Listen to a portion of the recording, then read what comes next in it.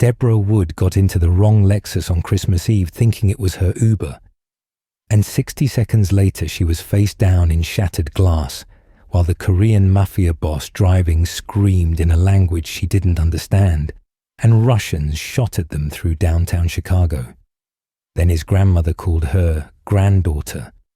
Armed men started feeding her 12 chickens, and somehow, between the kidnapping and the proposal, she fell completely, stupidly, dangerously in love.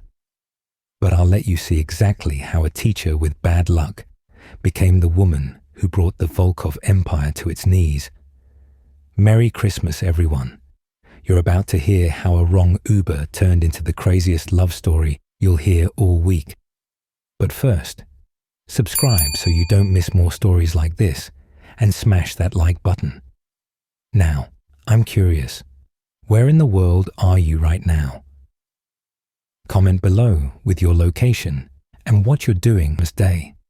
Wrapping gifts, hiding from relatives, binge watching in bed. Let me know. In exactly 4 minutes, Deborah Wood would be staring down the barrel of a gun. In exactly 90 minutes, she'd be standing in front of a Gothic mansion in Lincoln Park, surrounded by armed men with no way out. But right now, she was just another invisible woman on a frozen Chicago sidewalk, watching her phone die at 6%. "Merry freaking Christmas to me," she muttered, pulling her grandmother's vintage coat tighter against the December wind. Through the floor-to-ceiling windows of the Roosevelt Hotel, she could see them. Her ex-boyfriend Marcus on one knee, his new girlfriend squealing, everyone clapping. The same party Deborah had just fled from. The same people who'd smiled through her without really seeing her. 28 years old, master's degree, homeowner, 12 chickens who depended on her, and still completely alone on Christmas Eve. Her phone screen went black. Perfect. The Uber she'd called should be here any second. She'd seen the notification before it died. A black Lexus LS pulled up to the curb, windows tinted dark, and relief flooded through her numb fingers. Thank God. Deborah grabbed the door handle and threw herself into the leather interior, sighing as warmth enveloped her. "Oh, thank God," she breathed, sinking into the seat. "Chicago and Halstead, please. I'm so sorry. My phone just died, but the ride should be in your app. Can you please turn up the heat? I can't feel my fingers." A voice cut through the darkness like a blade. "Who the hell are you?" Deborah's eyes snapped open. The man in the driver's seat had turned, and everything inside her went still. Ice blue eyes pinned her in place, set in a face carved from stone, sharp jaw, dark hair pushed back, a distinctive tattoo wrapping his throat like dark vines. The kind of face that belonged on magazine covers or most wanted posters.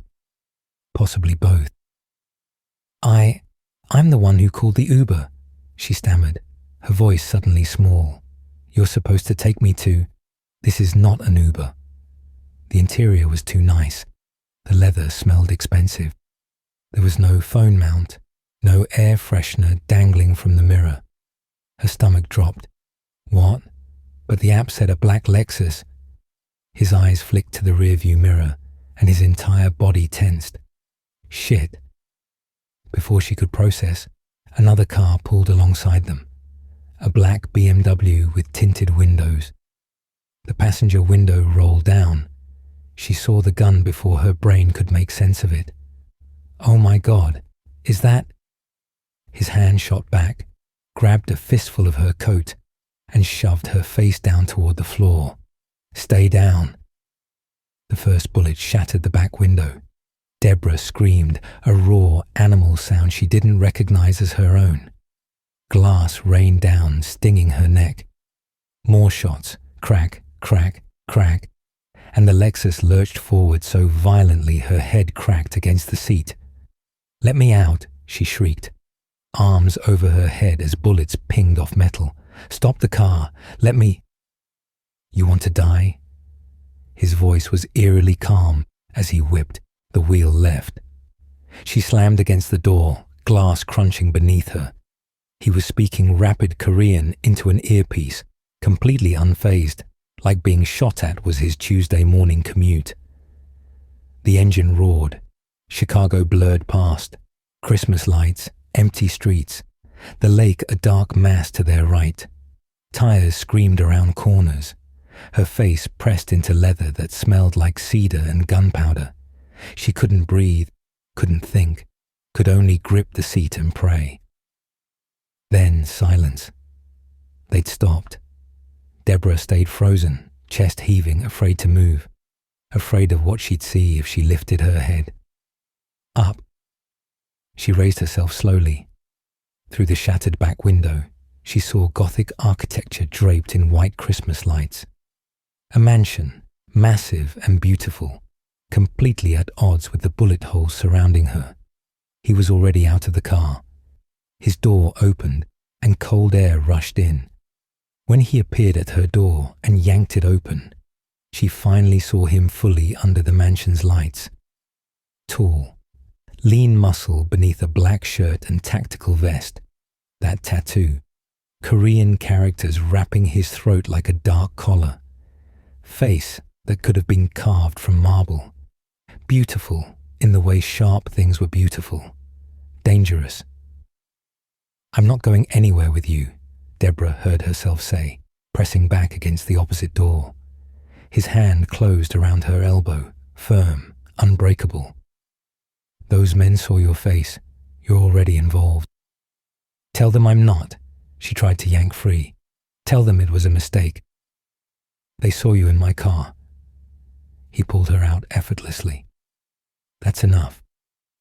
Enough for what? Her heels skidded on icy pavement as he dragged her toward the mansion. "To make you a target." She dug in her heels, panic giving her strength. "Let go. I'm a teacher. I have students. I have 12 chickens who need..." A massive figure materialized from the shadows. Easily 6'5", shoulders like a linebacker, face expressionless. She tried to dart around him. He simply shifted, immovable as a wall. "Let me go." She shoved at his chest. Nothing. He might as well have been concrete. "Junseo, inside." The tattooed man's voice was bored, like this was routine. The giant, Junseo, took her arm with surprising gentleness and steered her toward the entrance. She looked back desperately at the man from the car, at his ice blue eyes that held absolutely nothing. "Please," she whispered. "Please, I just want to go home." The front door burst open before he could answer. A tiny Korean woman rushed out, maybe 70, wearing a red apron dusted with flour, white hair escaping a bun. Her eyes went wide when she saw Deborah. "Kang Min." She clasped her hands to her cheeks, tears immediately welling. "You brought a girlfriend home, on Christmas Eve." "Halmione, no," the man started. But the grandmother was already pulling Deborah into a crushing hug, surprisingly strong for someone so small. "She's beautiful. Look at these eyes. Where have you been hiding?" "Her. I'm not his girlfriend." Deborah's voice was muffled against the woman's shoulder. "I got in the wrong car. He's kidnapping me." Halmione pulled back just enough to cup Deborah's face, examining her like a prize. "So modest. I love her already. And this figure, my great-grandchildren will be gorgeous." "Great-grand? What? I thought he was my Uber." The old woman leaned in conspiratorially, loud enough for everyone to hear.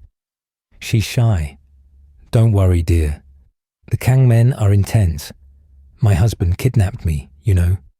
Well, aggressively courted." She sighed dreamily. "Very passionate. That's not... How is kidnapping romantic?" But Halmione was already steering her toward the door with surprising strength, chattering about feeding her, about how thin she was, about wedding colors. Deborah looked back at Kang Min desperately, silently begging him to say something. to tell his grandmother the truth.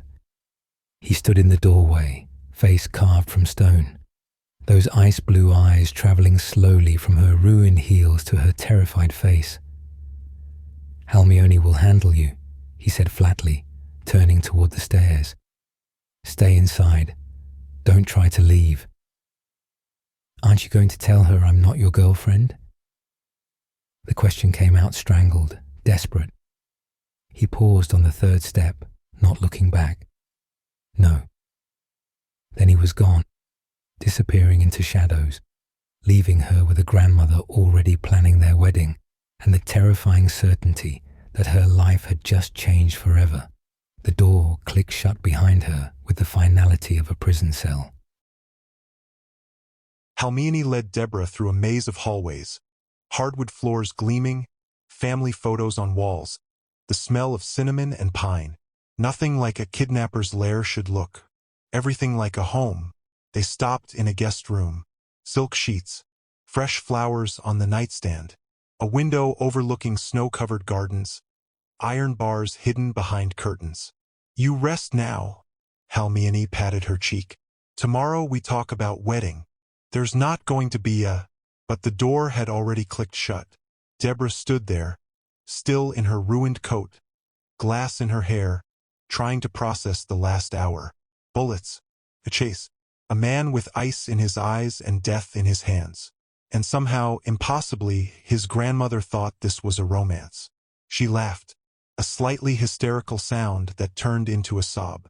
Then she spotted the attached bathroom and headed for the shower, needing to wash away the gunpowder smell, the terror, the feeling of his hand on her arm, firm and unbreakable. Morning light woke her. For 3 beautiful seconds, she thought it was all a nightmare.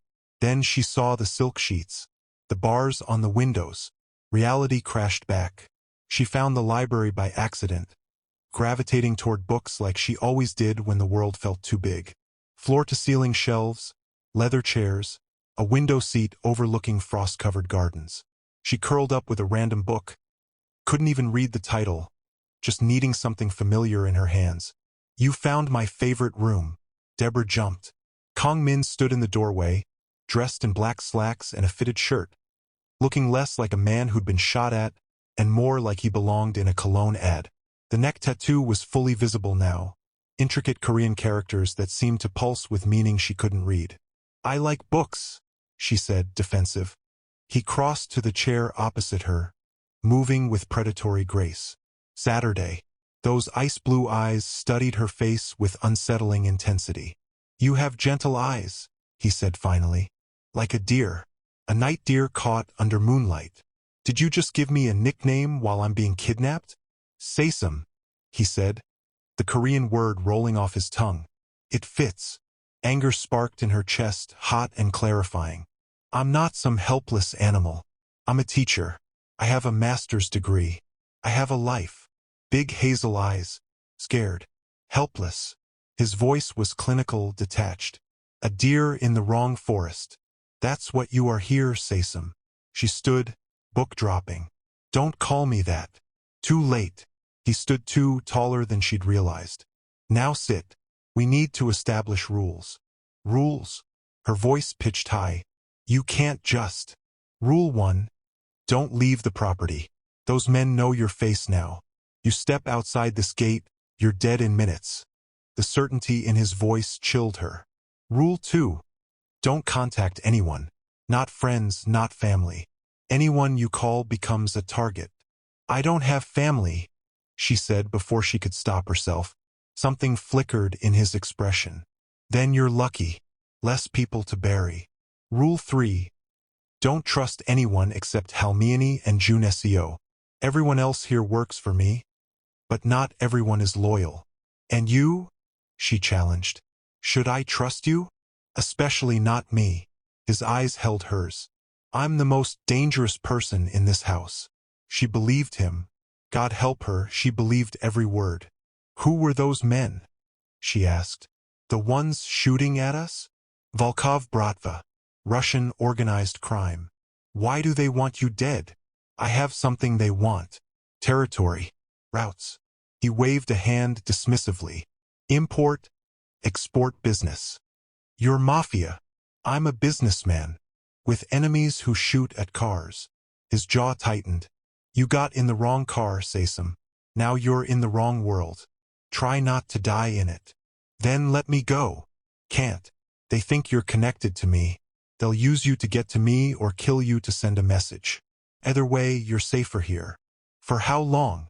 As long as it takes to handle the situation. Days? Weeks? He stepped closer. Too close. She could smell cedar and something darker, smoke, maybe danger itself. You're a complication. The biggest one I've had in years. His eyes dropped to her mouth. Just for a second. But she saw it. Felt the air between them shift and thicken. She stepped back, heart hammering. I need air. The gardens are safe. Don't go past the walls. She fled. Heard his low chuckle behind her. Like he knew exactly what he did to her. She woke on Christmas morning to panic. Her chickens. Oh God, her chickens. Deborah threw on the robe someone had left on the chair and ran downstairs, following cooking sounds to an enormous kitchen. Halmiani stood at the stove, humming. Kong Min sat at the island with coffee and a tablet, looking domestic and completely wrong. I need to go home, she burst out. He looked up, eyebrow raised. No, my chickens haven't been fed. They need water and... Chickens? He set down his coffee. You have chickens. 12 chickens. And a mini garden. There's a fox in my neighborhood, and if the coop isn't checked... She has a farm. Halmiani spun around, eyes bright with tears. Minna, she has a farm. Like my village in Korea. It's not a farm. It's just a backyard.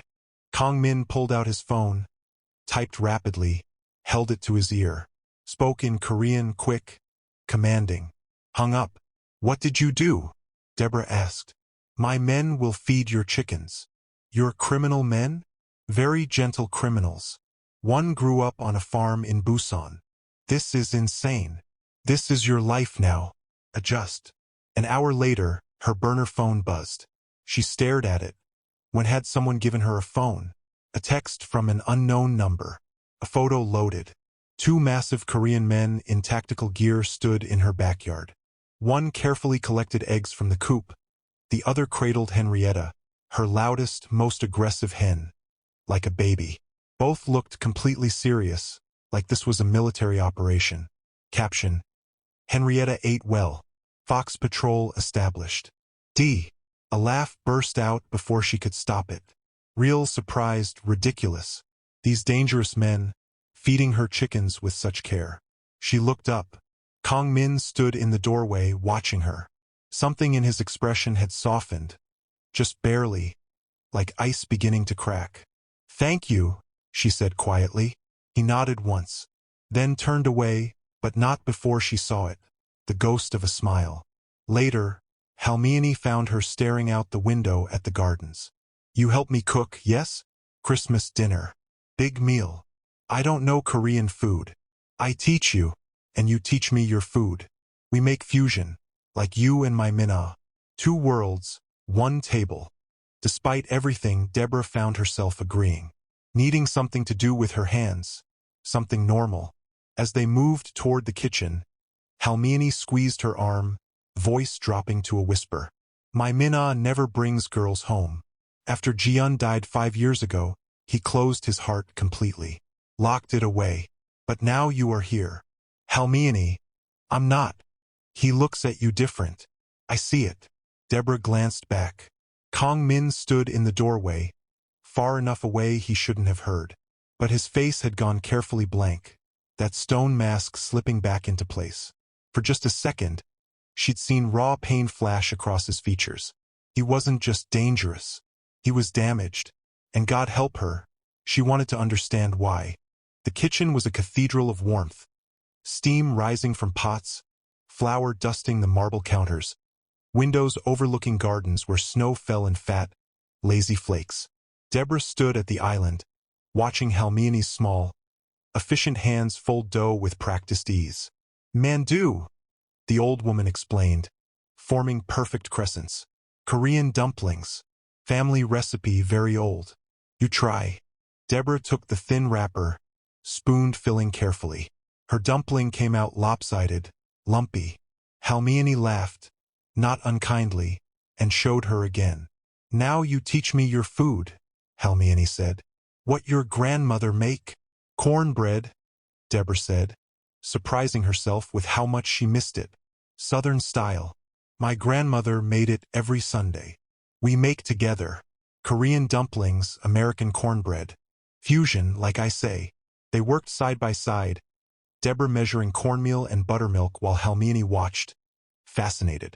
The old woman told stories about her village in Korea, about immigrating with nothing, about raising a son in a world that didn't understand them. "Where is your family?" Halmione asked gently. "Gone," Deborah said, keeping her voice steady. "My grandmother raised me. She died 2 years ago. No siblings, no parents worth mentioning." Halmione's hand covered hers, warm and flower-dusty. "Now you have us." Before Deborah could explain that wasn't how kidnapping worked, footsteps sounded behind them. Kong Min entered, looking distinctly uncomfortable. Halmione immediately thrust a knife and cutting board at him. "Vegetables. Chop." "I have work." "Chop." She pointed at peppers, onions, carrots. He took the knife with visible resignation. Stood at the counter beside Deborah, close enough she could feel the heat radiating off him. He began chopping, quick, precise, the knife blurring.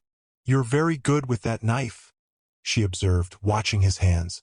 "Practice. Cooking practice, or?" His eyes met hers, ice blue and bottomless. "Both." A shiver ran down her spine that had nothing to do with fear. They worked in strange harmony, Halmione directing, Deborah mixing, Kong Min chopping with lethal efficiency. He reached past her for the soy sauce, and his chest brushed her back. Both froze. The contact lasted maybe 2 seconds, but she felt it everywhere. The solid warmth of him, the cedar scent, the tension coiling between them. He pulled back slowly.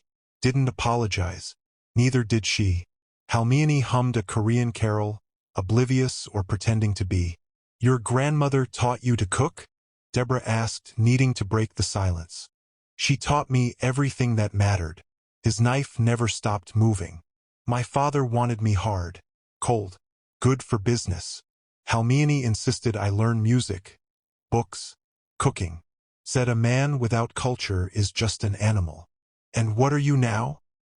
He glanced at her, something dangerous flickering in his expression. "Still deciding." "In Korea we cook together," Halmione said, stirring a pot. "Family cooking is love cooking. My Minna, he has good hands. Gentle when he wants to be." Deborah watched those hands. Scarred knuckles, long fingers, movements economical and sure. Hands that had aimed a gun last night. Hands that were currently dicing vegetables with impossible delicacy. "Your grandmother's cornbread," Kong Min said quietly. "What was she like?" The question caught her off guard. "Strong. She worked 3 jobs to raise me.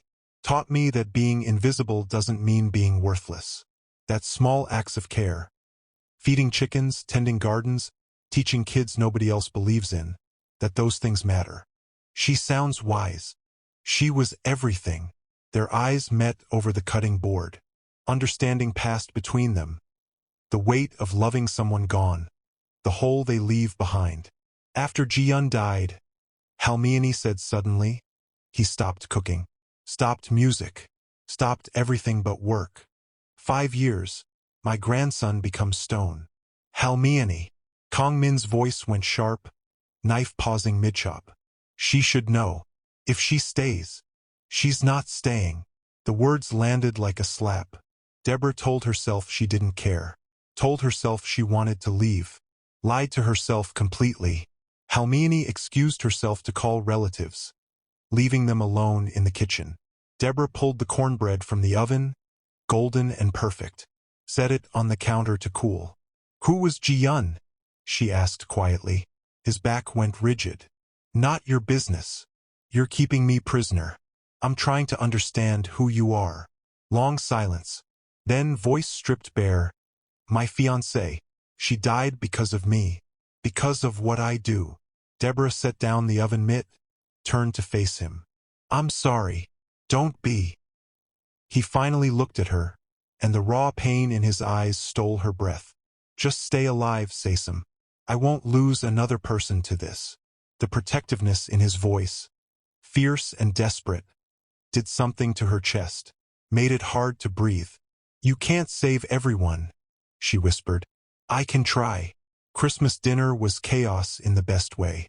The table groaned under Korean dishes and southern sides, steam rising, candles flickering. Halmione said grace, a Korean blessing Deborah didn't understand, followed by a Christian prayer she did. Juniseo joined them, massive and surprisingly gentle, teasing Kong Min about his chopping skills. Hyung's getting soft. Next he'll be baking cookies. Say that again and you're walking home, Kong Min replied, but without heat. Stories flowed. Halmini's immigration journey, Junesio's childhood on a farm, Deborah's first year teaching in Chicago's South Side. She talked about her students, kids the system had written off, how teaching them felt like the only thing she'd ever done right. Kong Min watched her talk, something shifting in his expression, the ice thawing incrementally. You love them, he observed. Your students. They're mine to protect, she said simply. Then, realizing what she'd said, looked up to find him staring at her with an intensity that made her skin flush. I understand that, he said quietly. The moment stretched, loaded with meaning neither voiced. Halmione beamed at them both, already planning the wedding in her head. Later, Deborah retreated to the library, needing space from the confusing warmth of the evening. She curled up in the window seat with a book she wasn't reading, watching snowfall. Footsteps. She didn't have to look to know it was him. Kong Min settled into the chair across from her, long legs stretched out, face half-shadowed. Snow reflected in the window behind him, making him look almost ethereal. You're not what I expected, she admitted. What did you expect? A monster. His smile was bitter. I am a monster, Sesam. Just not to you. Why not? The question escaped before she could stop it. Why am I different? He considered her for a long moment. I'm still trying to figure that out. Her eyes drifted over the shelves. These books. You've actually read them? Most of them. Reading was my escape from what my father expected me to become. He gestured at the room. These were my rebellion. Every book a small defiance against the life being built around me. Did it work? I'm here, aren't I? Running an empire I never wanted, protecting people I shouldn't care about, keeping a woman I should release but can't. The air between them charged, electric. His eyes dropped to her mouth. Not quick this time, but deliberate. Hungry. She should look away. Should remember she was a captive, that he was dangerous, that this was Stockholm Syndrome or proximity or a dozen other rational explanations. Instead, she held his gaze. Kong Min. He stood abruptly. You should sleep. Tomorrow will be complicated. Why? Because the longer you're here, the more people will notice. And the more they notice, the more danger you're in. He moved to the door, paused with his hand on the frame. Didn't turn around. Good night, Sesam. The way he said it, tender and possessive, like the word was a caress, made her breath catch, made heat pool low in her stomach. Good night, Kong Min, she whispered. He left without looking back, but she saw his shoulders tense, saw his hand grip the doorframe hard enough his knuckles went white. She sat in the window seat long after he'd gone, heart racing, skin flushed, fear finally giving way to something infinitely more dangerous. Want. Deborah woke at 6. Teacher's habit. Impossible to break even when held captive by the Korean Mafia. She pulled on the robe someone had left, padded downstairs in borrowed slippers, following the scent of coffee and something frying. The kitchen was empty except for him. Kong Min stood at the stove in dark jeans and a white t-shirt, hair still damp from a shower, that neck tattoo stark against his skin. He was flipping eggs with the same precision he'd used chopping vegetables yesterday. You cook. The words escaped before she could stop them. He glanced over his shoulder, unsurprised by her presence. I'm Korean. Of course I cook. I thought you'd have people for that. I do. But some mornings I prefer silence. He plated eggs, added rice, kimchi, poured coffee without asking how she took it. Set everything in front of her at the island. Eat. She should refuse. Should maintain some dignity, some distance. But it smelled perfect, and she was starving. They ate in comfortable near silence, just the clink of forks, the whisper of snow against windows. Morning light caught the angles of his face. Sharp cheekbones, strong jaw, that mouth that should have looked soft but didn't. Her eyes traced the tattoo wrapping his throat, intricate characters she couldn't read. What does it mean? She asked. The tattoo. Kong. Family name. His fingers touched it absently. Reminder of who I am. What I owe. And who are you?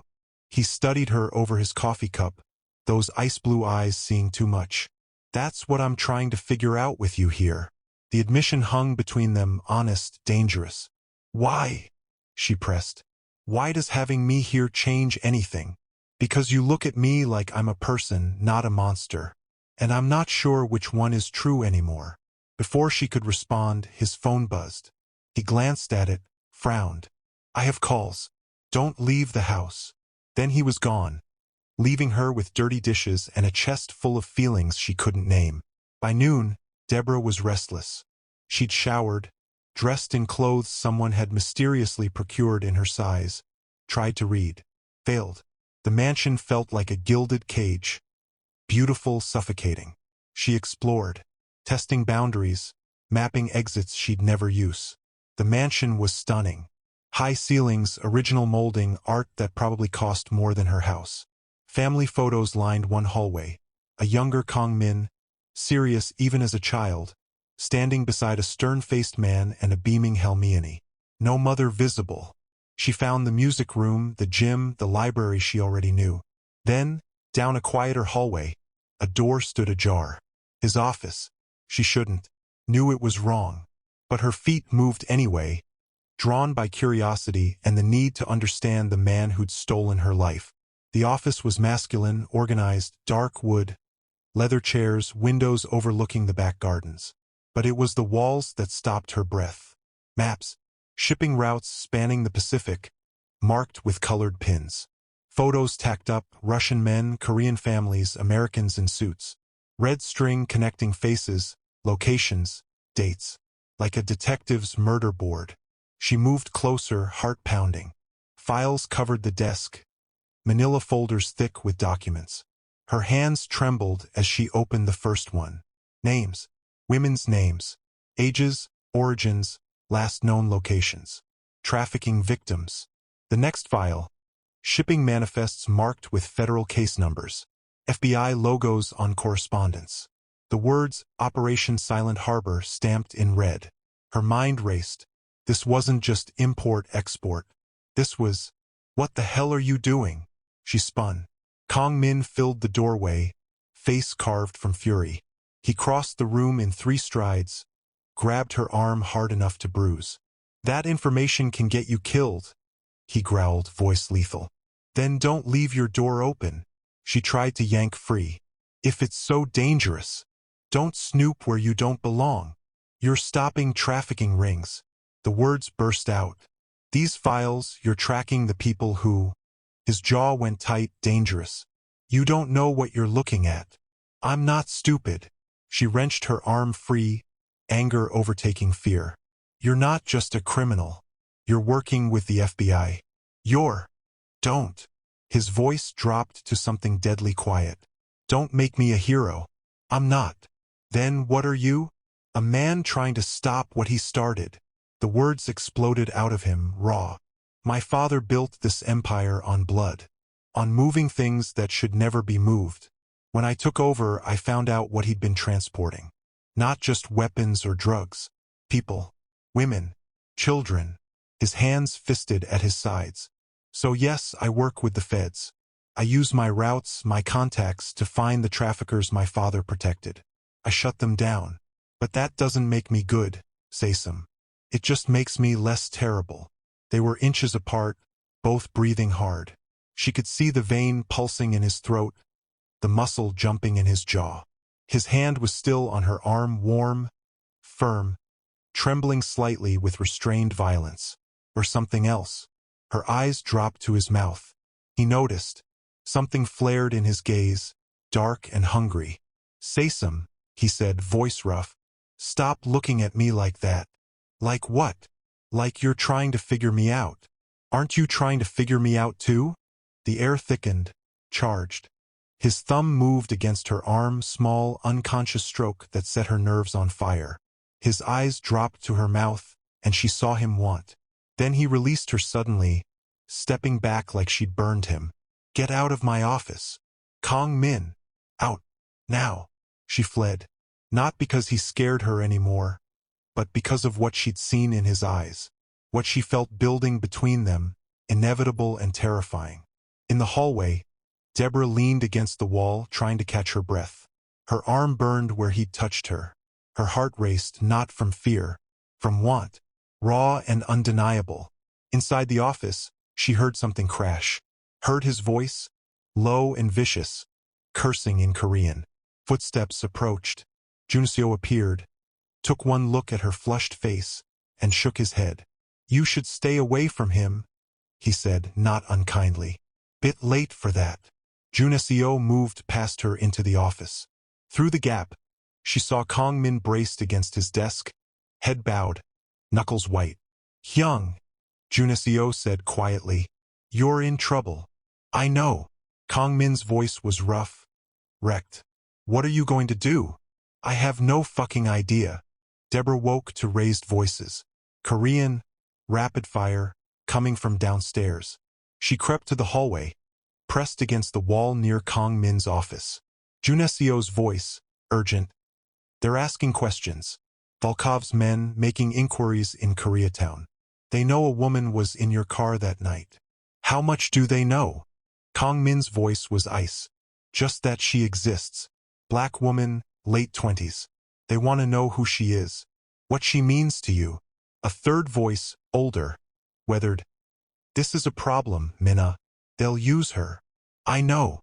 We have options," Juneseo said. "We can make them think she's nobody. Wrong place, wrong time. Already handled." Silence. Then the older voice. "Or we make them think she's everything." Deborah's breath caught. "Explain," Kong Min said. "There's a gathering tonight. Annual Christmas meeting. All the Korean families, some allies. We bring her. Introduce her properly. Let everyone see she's under your protection.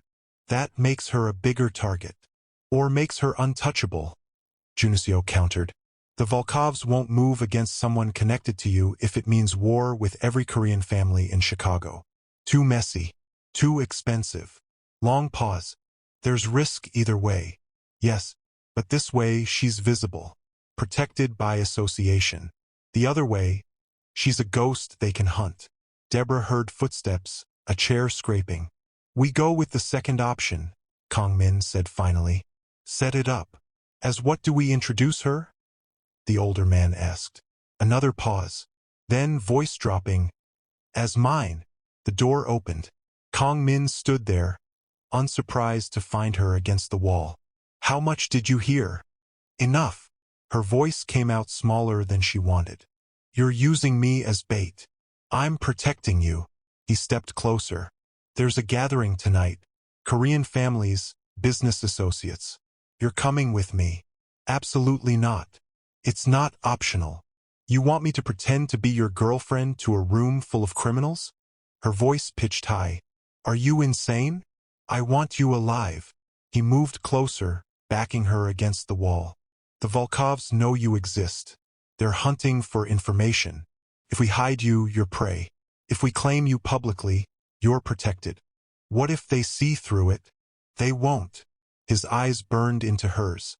"Because it won't be pretend." Her breath caught. "What?" "When I touch you tonight, when I claim you, it will be real. They'll see it because it's true." His hand came up, knuckles brushing her jaw. "You think I'm good at lying, Saysam? I'm not. What they'll see is a man protecting what's his." "Kong Min." Her heart hammered against her ribs. "Don't argue with me on this. Your life depends on them believing you're important to me."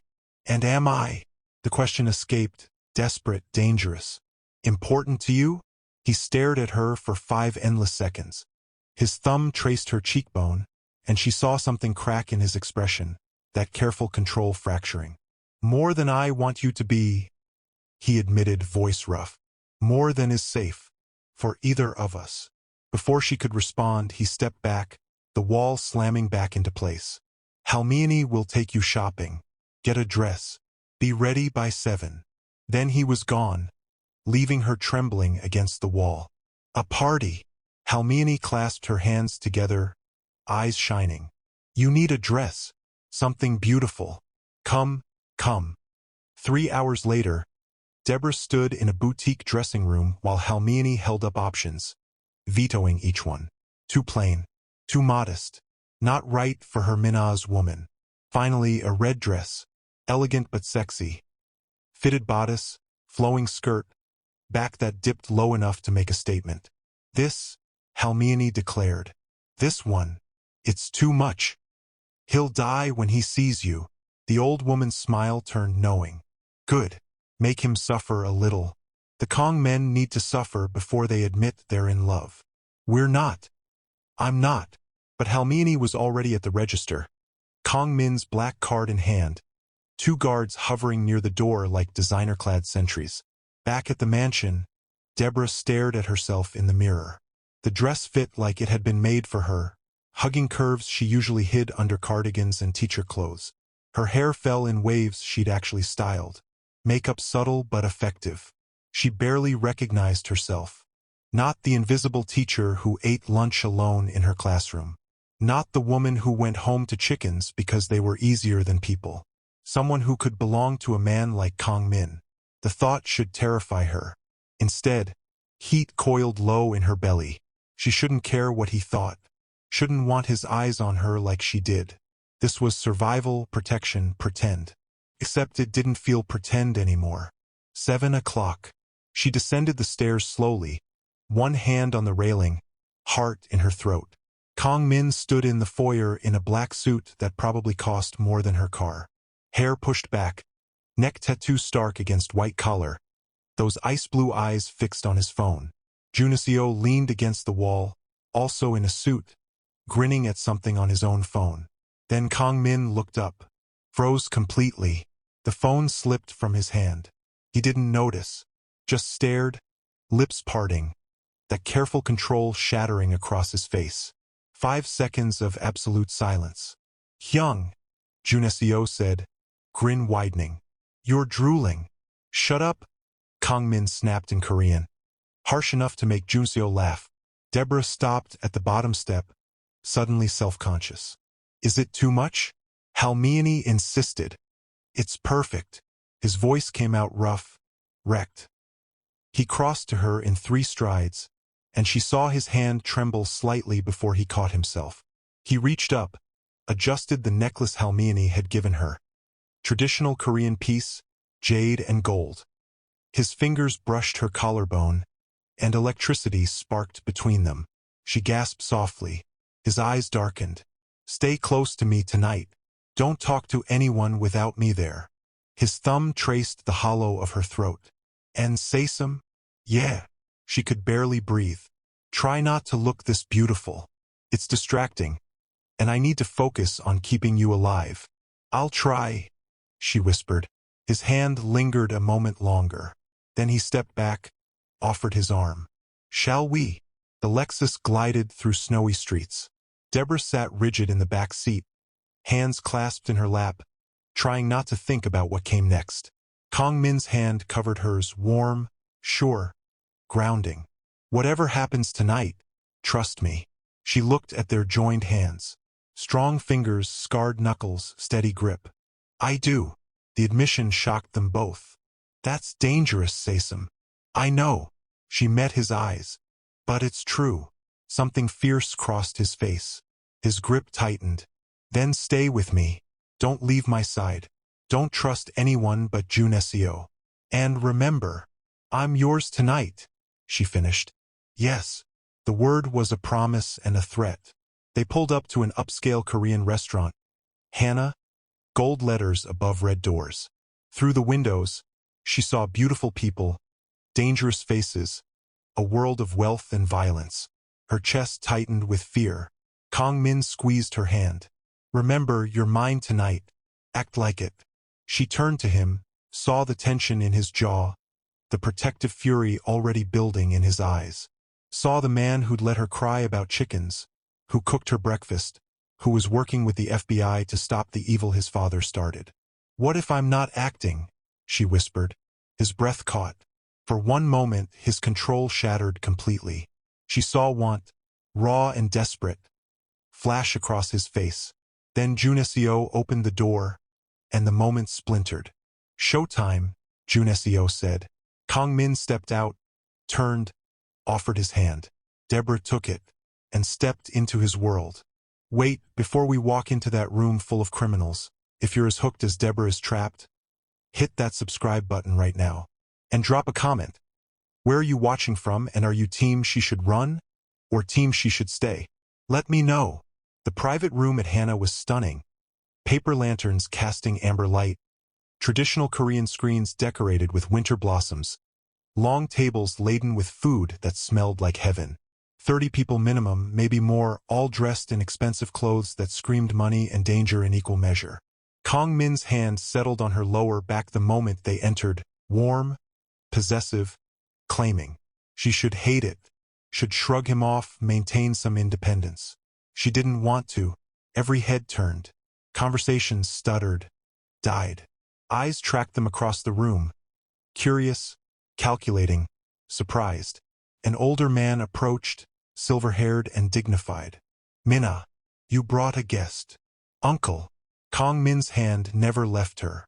"This is my Deborah. Not my girlfriend. Not a friend. My Deborah." Like she belonged to him. Like he'd branded her with those two words. Heat flooded her cheeks. "Deborah," the older man said warmly, taking her hand. "I'm Yoon Sang-woo. Welcome." More people crowded close. Korean families, some mixed, all part of this world she didn't understand. But their faces weren't what she expected. Not monsters, not cold-eyed killers. Just people. Families. An elderly woman pinched her cheek hard enough to sting. "So beautiful. And such kind eyes. How did you meet?" Another woman asked, eyes bright with curiosity. Deborah glanced at Kang Min helplessly. "Wrong place, right time," he said smoothly, thumb stroking her back. "Fate." Children ran past, shrieking with laughter, chasing each other around tables decorated with poinsettias and miniature Christmas trees. Traditional Korean music played softly underneath American carols. The warmth was overwhelming, unexpected, disarming. "What do you do?" someone asked. "I'm a teacher. High school English, South Side." "A teacher?" The elderly woman clasped her hands together. "Minna, you found a teacher. Smart and beautiful." They surrounded her with questions, warmth, acceptance.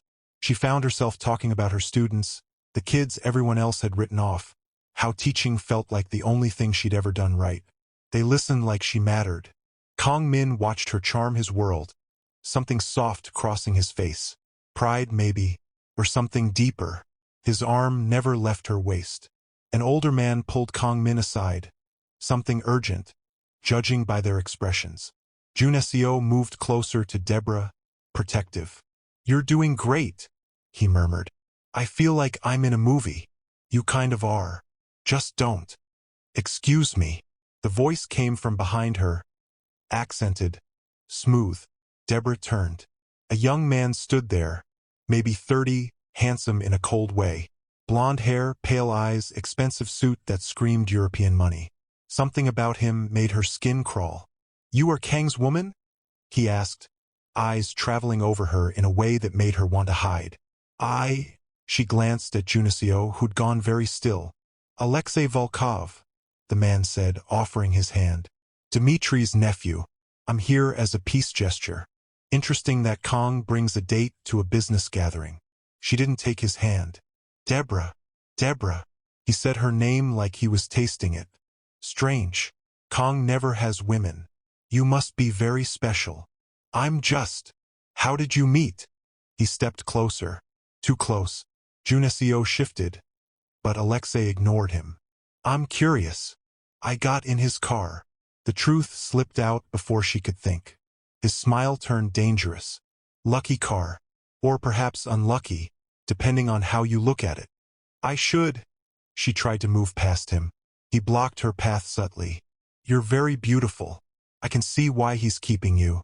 Tell me, does he treat you well? Or should I make you a better offer? Junesio stepped forward. Back off, Volkov. Just conversation. Alexei's eyes never left Deborah. I meant no offense. But his smile said otherwise. Across the room, Kang Min turned. Saw them. His entire body went rigid. The temperature dropped. He moved like a predator, silent, lethal, crossing the room in seconds. Grabbed Deborah and pulled her against him, arm banding around her waist like iron. To Alexei in rapid Russian, touch what's mine, and I'll mail pieces of you to your uncle. Alexei's smirk widened. Just admiring, Kang. Relax. She is beautiful for a pet. Kang Min exploded. He had Alexei against the wall before Deborah could blink. Forearm pressed to his throat, face carved for murder. The room went silent. Conversations dying, glasses pausing mid-air. She's not my pet? Kang Min snarled, switching to English so everyone understood. She's my woman. Say it wrong again, and your uncle receives your head in a box. Alexei's face turned red, hands clawing at Kang Min's arm. The tension was thick enough to choke on. Junesio moved in, ready. Other men stood, hands moving toward weapons. Kang Min, Uncle Yoon's voice cut through the violence. Not here. Not tonight. For 5 seconds, Kang Min didn't move. His eyes promised death. Then, slowly, he released Alexei and stepped back, keeping Deborah behind him. Alexei straightened his suit, smile cold despite the fear in his eyes. My apologies. I didn't realize it was so serious. Now you do, Kang Min said flatly. Stay away from her. Alexei walked away, throwing one last look over his shoulder. Deborah should be horrified, should be shocked by the violence, the possessiveness, the way Kang Min had threatened murder so casually. Instead, heat flooded her body, the protectiveness, the fury in his eyes when he saw Alexei near her. It did something to her she didn't want to examine, made her feel claimed, wanted, safe. His hand found hers, squeezed. You okay? Yeah, she breathed.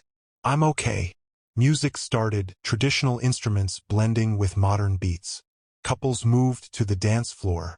Kang Min pulled her with him, not asking, just expecting her to follow. His hand found her waist again, possessive and warm. Her hand on his shoulder, their bodies closer than was proper. They swayed. His cologne surrounded her, cedar and smoke and something uniquely him. You didn't have to do that, she whispered. Threaten him. Yes, I did. Why? This is all fake. I'm not really. His hand tightened on her waist, pulling her closer until their bodies were flush. Doesn't feel fake, Sesam. Her breath caught. We barely know each other. I know enough. His eyes burned into hers. I know you're brave. I know you care about kids everyone else forgot. I know when Alexei looked at you, I wanted to kill him. That's not fake.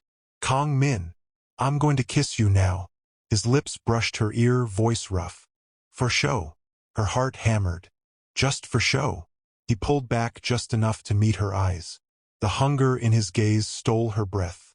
No, he said simply. Then his mouth was on hers. Not gentle. Not tentative. Deep and claiming and real. His hand cupped the back of her neck, holding her to him while his tongue traced her lower lip. She gasped, and he took advantage, kissing her like he'd been starving and she was sustenance. The room fell away. There was only his mouth, his hands, the solid warmth of his body against hers. She kissed him back desperately, fingers fisting in his jacket, reality fracturing around them. When he finally pulled back, she was dizzy, breathless, completely undone. His forehead rested against hers, both of them breathing hard. Around them, the party continued, but she felt every eye on them. The message clear. She was his, and God help her, she wanted to be. Deborah spent the morning avoiding him. She couldn't look at Kong Min without feeling that kiss. The way his mouth had claimed hers. The way her body had melted against him. The way the entire room had watched him mark her as his. Halmione chattered over breakfast, oblivious or pretending to be. Everyone loved you. Mrs. Park said you're perfect for Minna. Mr. Yoon said you have kind eyes. And the children, they followed you everywhere. That's nice, Deborah mumbled into her coffee. Across the table, Kong Min's eyes burned into her. She felt the weight of his gaze, the intensity, but couldn't bring herself to meet it. You were beautiful last night, Halmione continued. Like a queen. My grandson couldn't look away. Deborah's cheeks flamed. She stood abruptly. I need to check on something. Excuse me. She fled to her room, closed the door, leaned against it. Her fingers touched her lips, remembering. A knock. Her heart stopped. Sesam, open the door. I'm tired. Open it or I'm coming in. She opened it.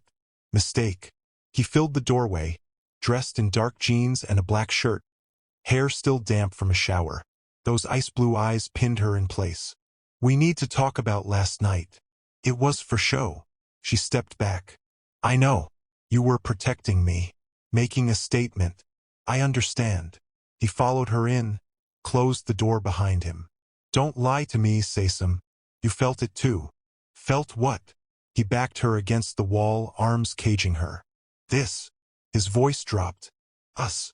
There is no us, she protested, but her voice wavered. You're keeping me prisoner. You're not acting like a prisoner anymore. And you're not acting like my captor. Then what am I? The question came out raw, desperate. Long silence. She stared at his chest, unable to meet his eyes. I don't know, but you're scaring me. His hand cupped her jaw, tilting her face up. The gesture was gentle, achingly so. I won't hurt you, Sesam. Not physically, she whispered. But when this ends, when I leave, who says it has to end? Her breath caught. What? Who says you have to leave? I have a life, she said, pushing against his chest. He stepped back, giving her space. Students who depend on me. A house, a garden, chickens, for God's sake. What if I asked you to keep that life and add me to it? Her heart hammered against her ribs. You don't know me. We've known each other 4 days. It's Stockholm Syndrome or proximity or, is it? He moved closer again, not touching, just close enough she could feel his heat. I know you care about 12 chickens more than most people care about anything. I know you teach kids nobody else believes in because you were one of those kids once. I know you're brave enough to stand up to a room full of criminals and kind enough to make my grandmother love you. And I know when you look at me, you see past what I do. You see me. Tears pricked her eyes. You can't just. And I know that when Alexei looked at you, I wanted to kill him. When I kissed you, I forgot we were pretending. And when I think about you leaving, something in my chest fractures. This is crazy. Is it? Or is it that someone finally sees you? Deborah? Really sees you. The truth of it hit like a physical blow. She'd spent her whole life invisible.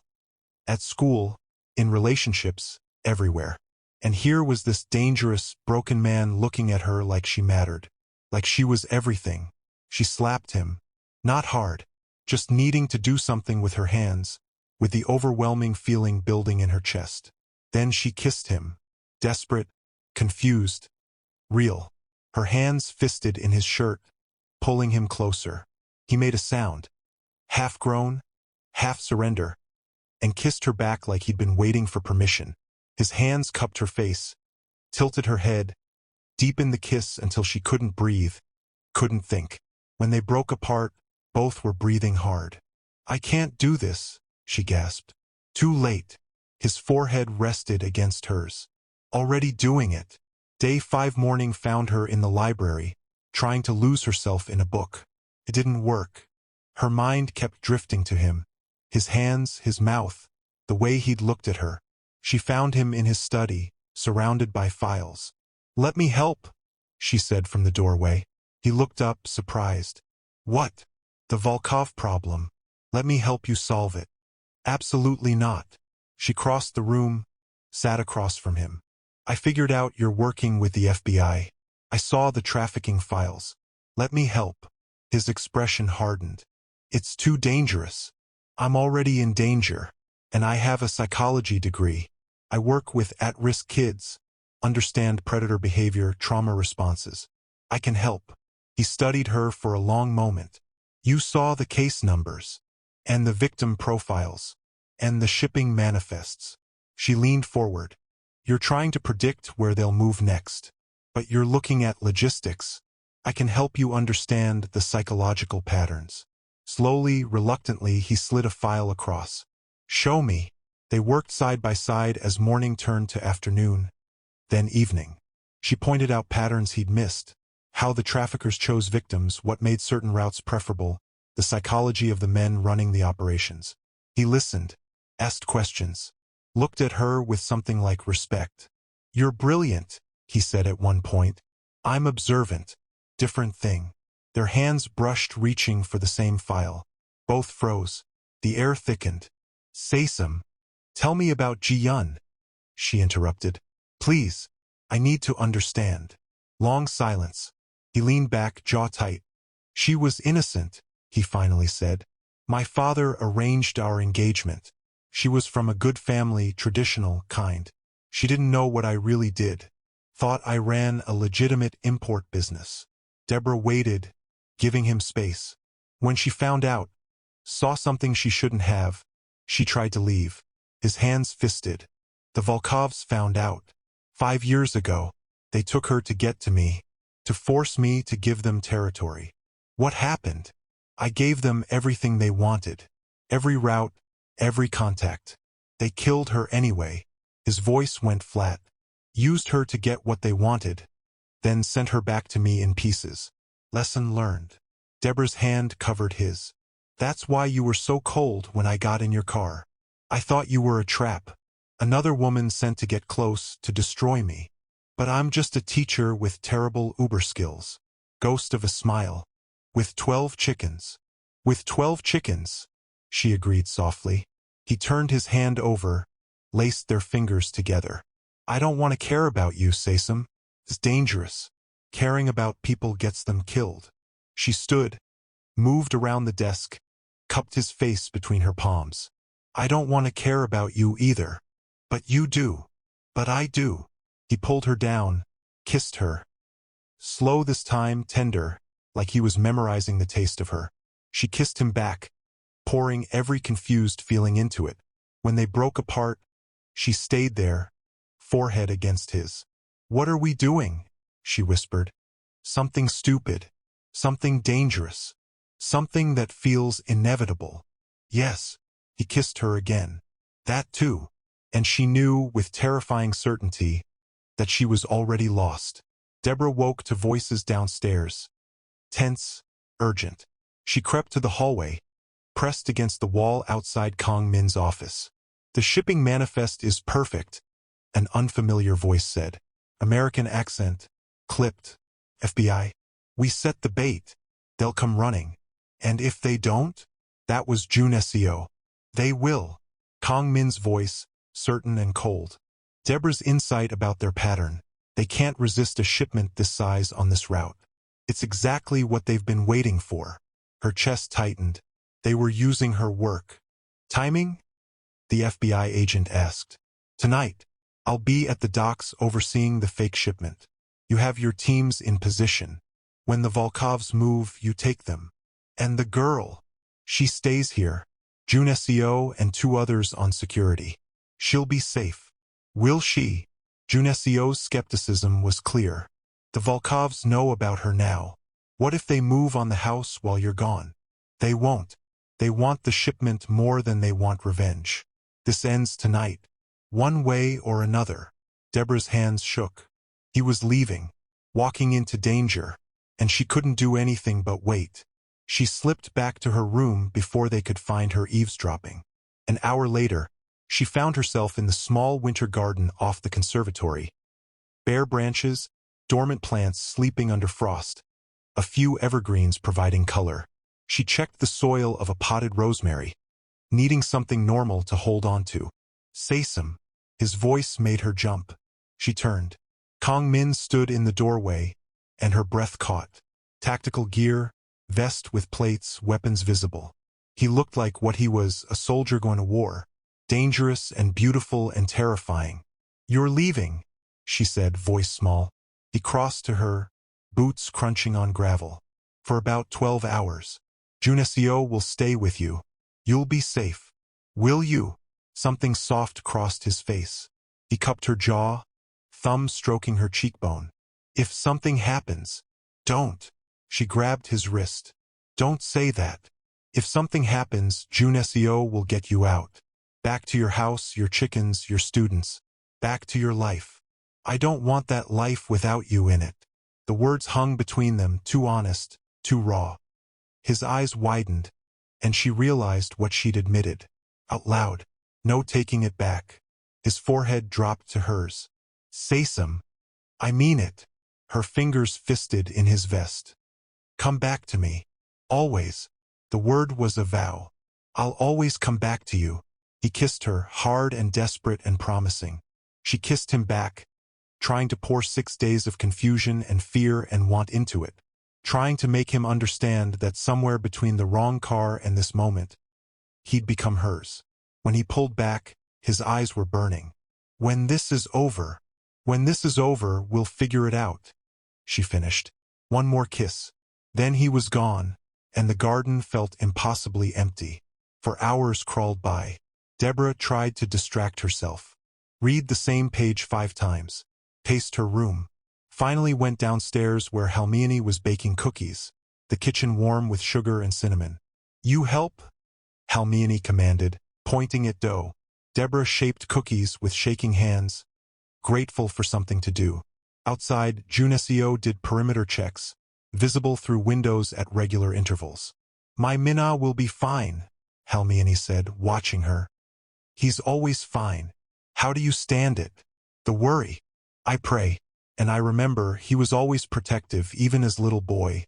His father wanted him hard, cold. But Minna has soft heart. He just hides it. He hides it well." Halmione's hand covered hers, flower dusty and warm. "Only from people who don't matter. You matter, Deborah. I see it in how he looks at you, like you're air and he's drowning." Before Deborah could respond, glass shattered upstairs. Both women froze. Halmione's face went pale, eyes wide with terror. She whispered in Korean. A prayer or a curse? Deborah couldn't tell. Volkov's. Footsteps on the stairs. Heavy, multiple. Deborah's heart hammered against her ribs. 3 men appeared, tactical gear, weapons, faces cold. And leading them, smiling like he'd won the lottery.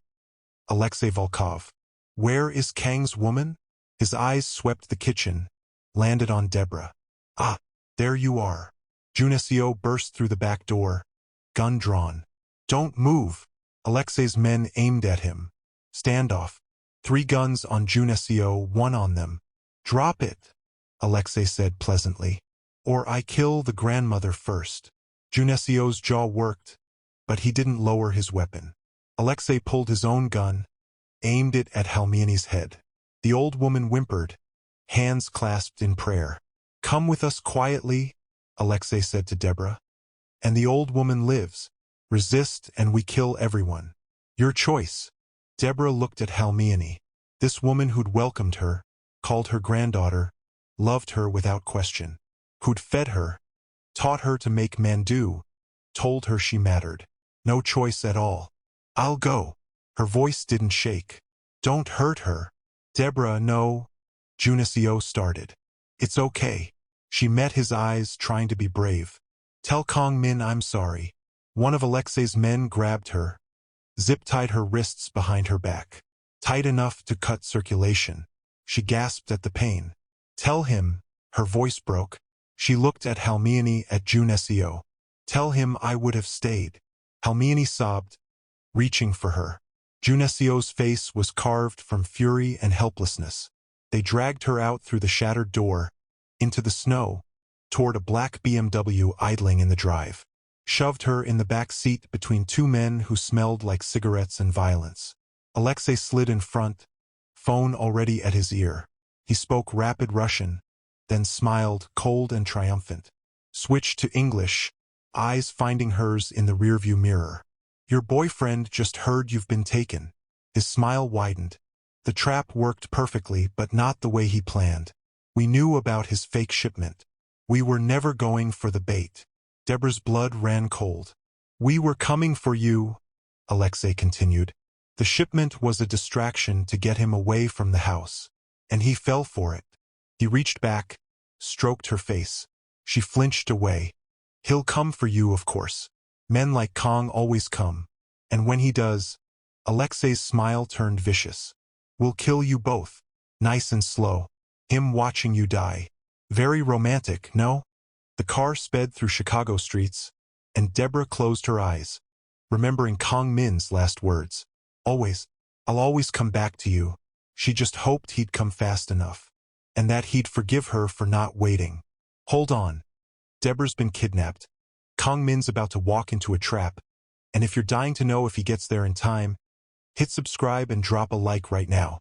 Comment where you're watching from and whether you think he'll save her. The dock warehouse was chaos. FBI agents swarming, Volkov's men in cuffs, the fake shipment surrounded by flashing lights. Kong Min stood apart, arms crossed, watching his plan unfold perfectly. His phone rang. Junesio. They took her. 3 words. The world stopped. Everything narrowed to the phone in his hand. Junesio's wrecked voice, the roaring in his ears. Where? Not a question. Command. We're tracking her phone. Old factory, south side. Abandoned steel plant off. Kong Min was already moving. The FBI agent grabbed his arm. Wait, we need to coordinate. Call backup. Fuck that. He wrenched free, broke into a run toward the Lexus. Junesio was there, face bleeding from a cut above his eye. I'm coming with you. They peeled out, tires screaming. Kong Min drove like a demon, weaving through traffic, running lights, the speedometer hitting 90 on city streets. He loaded his weapon one-handed, jaw locked, face carved from stone. But his hands shook. Hyung, Junesio said quietly. There could be 20 men there. I don't care if there are 50. His voice was lethal calm. They took her. They're dead. We should wait for backup. She doesn't have time for backup. The factory appeared, hulking shadow against the night sky, broken windows like empty eyes. 3 cars outside. He counted silently, maybe 15 men inside. Didn't matter. He parked, checked his weapons. Junesio did the same. Ready? Junesio asked. Kong Min thought of Deborah's laugh when she saw the chicken photo. Her hands in his hair when she kissed him. The way she'd looked at him in the garden. Come back to me. Ready, he said, and kicked in the door.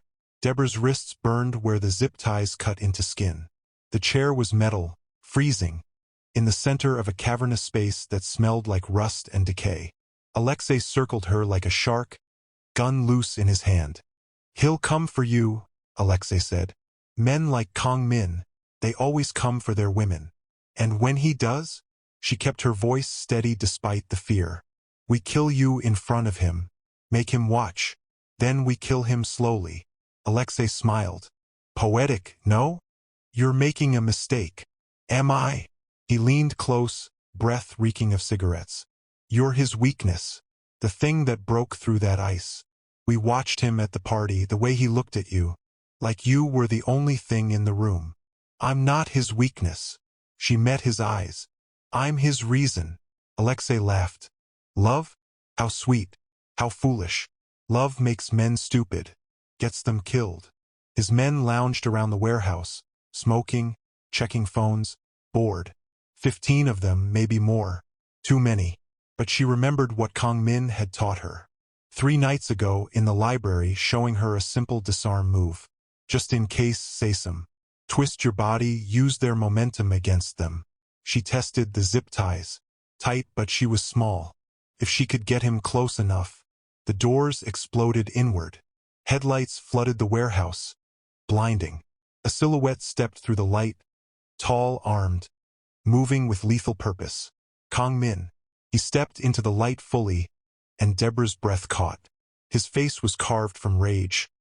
Ice-blue eyes burning with murder, jaw tight, every line of his body screaming violence. Let her go. His voice echoed in the vast space. Calm, deadly. Alexei moved fast, grabbed Deborah, yanked her up with the chair. Gun pressed to her temple, cold metal against skin. One more step, she dies. Kang Min stopped, raised his gun, aimed at Alexei's head. Your issue is with me. Let her go, and we settle this. Why would I do that? She's your weakness, the thing that makes you human. I kill her, I break you. She's not my weakness. Kang Min's voice dropped to something darker, more dangerous. She's my reason to burn your entire world down. Every single person you've ever cared about. His eyes found hers, held.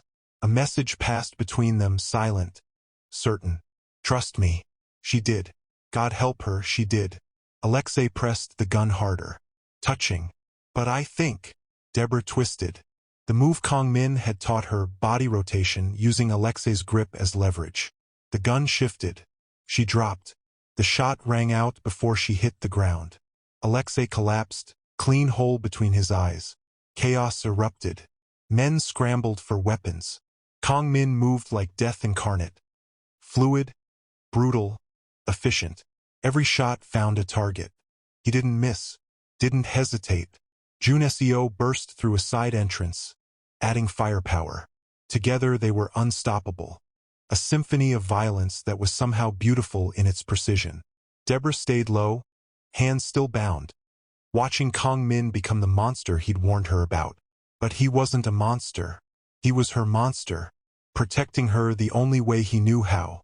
It was over in minutes. Bodies on the ground, silence broken only by their breathing.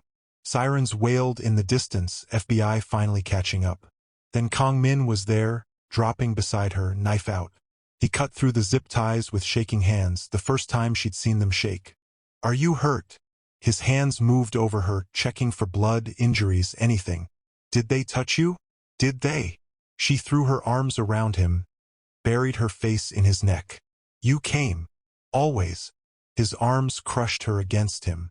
I'll always come for you, Sesam. Always. She felt him shaking. Felt the adrenaline, the fear, the relief coursing through him. I'm okay. I'm okay. When Junasio called, his voice cracked. When he said they took you. I know.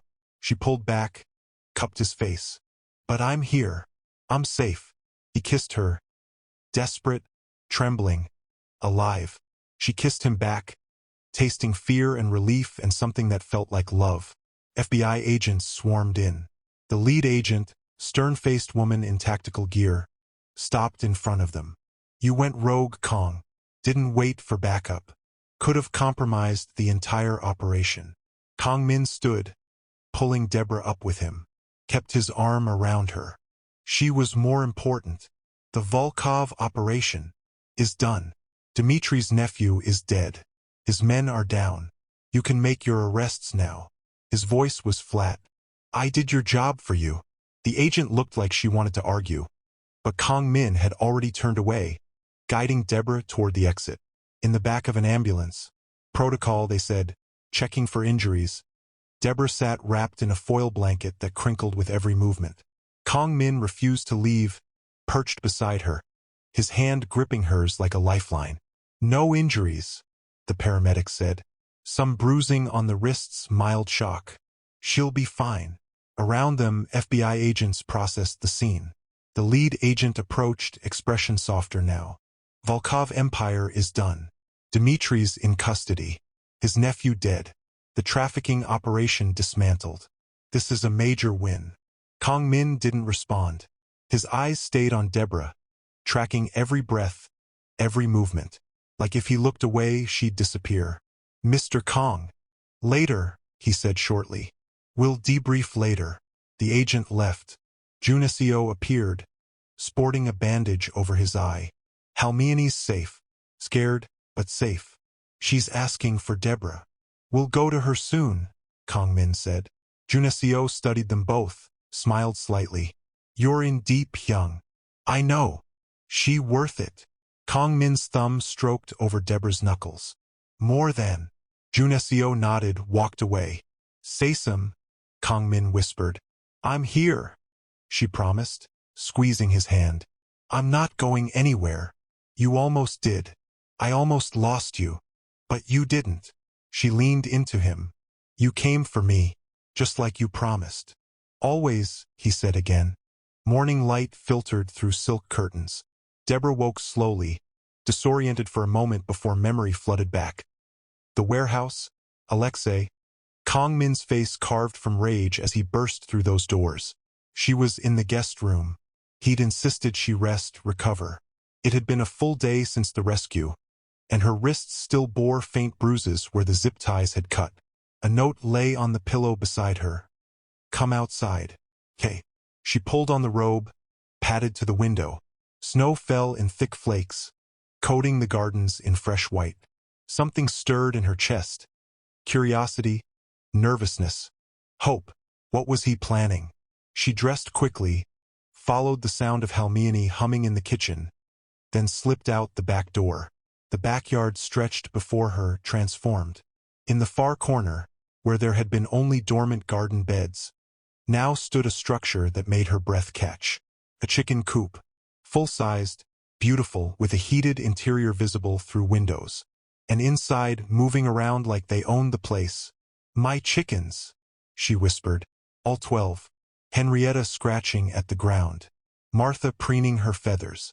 The rest pecking at fresh feed, completely at home. Kang Min stood beside the coop, hands in his pockets, looking uncertain in a way she'd never seen. Vulnerable, like he'd built something precious and wasn't sure if it was enough. Kang Min. She crossed the snow-covered grass, stopped a few feet away. You brought my chickens here. I know you have a life, he said, words coming fast like he'd rehearsed them. Your house, your students, your garden, things that matter to you.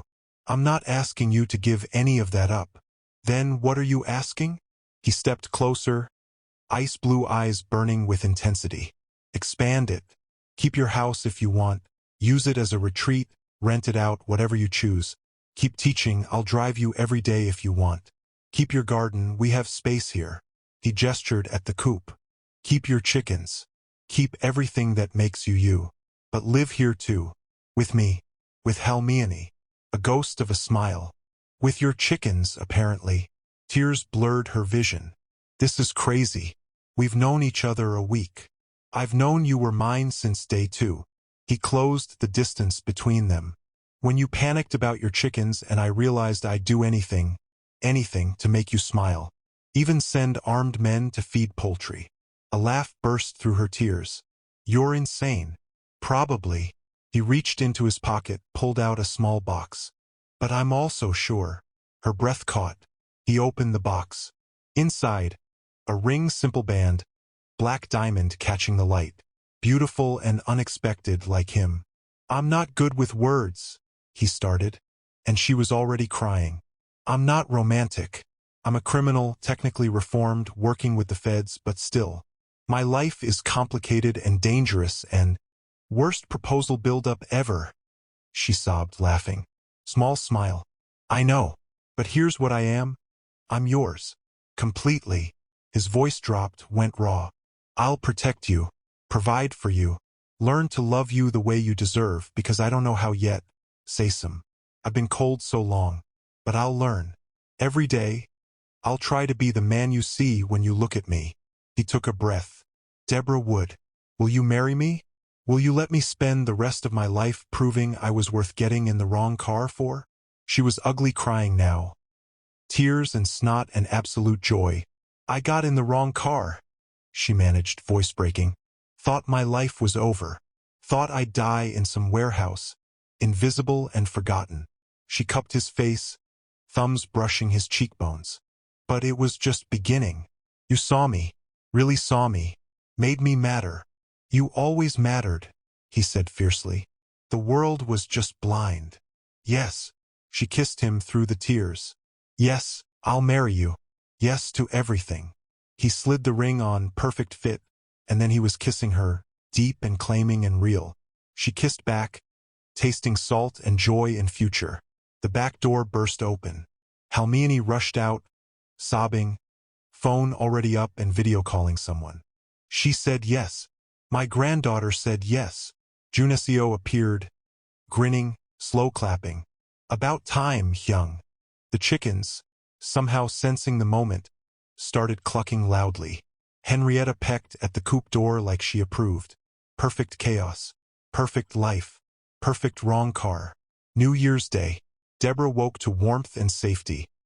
His arm around her waist, his chest against her back, morning light painting the room gold. Their room now, their bed. She studied the ring on her finger, still surreal. Felt the delicious ache everywhere that proved last night had been real. He stirred, pulled her closer, voice rough with sleep. Morning, Sesam. Morning, husband-to-be. His laugh rumbled against her back. 34 days. Valentine's Day. You really did plan the wedding already. Halmione planned it. I just agreed to show up. They dressed slowly, reluctantly, and headed downstairs where Halmione had made enough food to feed an army. Deborah's phone buzzed. Messages from her students. Excited about her return next week. They miss you, Kang Min observed, reading over her shoulder. I miss them too. Junesio arrived with news. 5 Korean families wanted to meet with her. Legal consulting for legitimate businesses, nothing criminal. Kang Min's expression darkened. My wife isn't getting involved in family business. Wife? She raised an eyebrow. We literally just got engaged yesterday. Semantics. You're mine, therefore you're my wife. Valentine's Day is just paperwork. You're presumptuous. He pulled her onto his lap, arms banding around her waist. You love it. She tried to fight the smile. Failed. Maybe. They compromised. She'd do legitimate consulting, helping families navigate legal business waters. Nothing criminal. And she'd keep teaching, non-negotiable. He'd already arranged for a car and driver for her commute. Controlling, she accused. Protecting, he countered. There's a difference. Evening, the chicken coop. Deborah collected eggs while Kang Min leaned in the doorway. Watching like this was the most fascinating thing he'd ever seen. Snow fell outside, muffling the world. You know what's funny? She said, placing eggs carefully in the basket. What, Sesam? A week ago, I was standing on a sidewalk, invisible and alone, watching other people's love stories and thinking mine would never start. She turned to face him. And now I'm engaged to a reformed Mafia boss, living in a mansion with 12 chickens, planning to consult for Korean crime families while teaching high school English. And I've never felt more seen in my entire life. He pushed off the doorframe, crossed to her through straw and chickens, cupped her face between his palms, those ice-blue eyes soft in a way they'd never been before she crashed into his world. Not just seen, he said quietly. Chosen. Every single day, Sesam, I choose you. And every day for the rest of my life, I'll keep choosing you.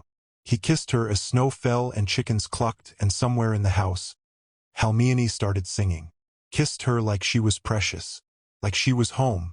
When they pulled apart, she smiled, full and bright and real. Best wrong car I ever got into. Only wrong car you'll ever need, he murmured against her lips. And as Henrietta pecked at his boot and the world turned white with snow, Deborah Wood, soon to be Deborah Kong, knew with absolute certainty. Sometimes the wrong car takes you exactly where you're meant to be.